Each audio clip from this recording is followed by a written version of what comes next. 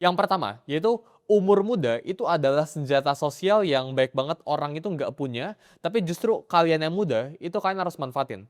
Ketika umur kita itu masih muda, ya anggap lu itu masih di bawah umur 25, orang-orang di luar sana yang umur 30 atau 40 yang punya bisnis, ya yang punya pekerjaan, yang sudah berkarir, itu cenderung memandang rendah orang-orang yang masih umurnya itu muda. Jadi ini merupakan sebuah advantage, ini merupakan sebuah keunggulan yang kalian itu sebenarnya bisa manfaatkan. Ini merupakan kita ngomong bahasa kasarnya asimetris yang lu itu harus eksploitasikan. Karena ketika umur lu itu masih muda, orang itu punya ekspektasi yang rendah sama lu. Sedangkan ya ketika umur lu itu udah 30, umur lu udah 40, orang itu udah mulai punya ekspektasi sama lu. Tapi ketika orang itu lu itu masih kecil, ya umur lu itu masih di bawah 25, kita ngomong orang itu meremehkan, orang itu nggak punya ekspektasi apa-apa. Dan window ini akan segera tertutup ketika lu udah di atas umur 25.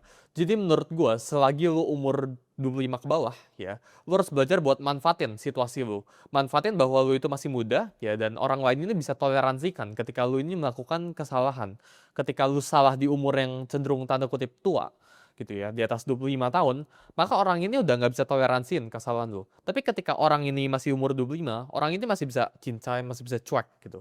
Jadi jangan appear too strong, jangan pengen terlihat kuat, jangan pengen show off, jangan pengen pamerin diri kalian, tapi justru manfaatin umur kalian yang masih muda ya ke orang-orang yang ada di luar sana. Ekspektasi rendah itu bakalan masukin lu ke ruangan-ruangan yang lu susah masuk.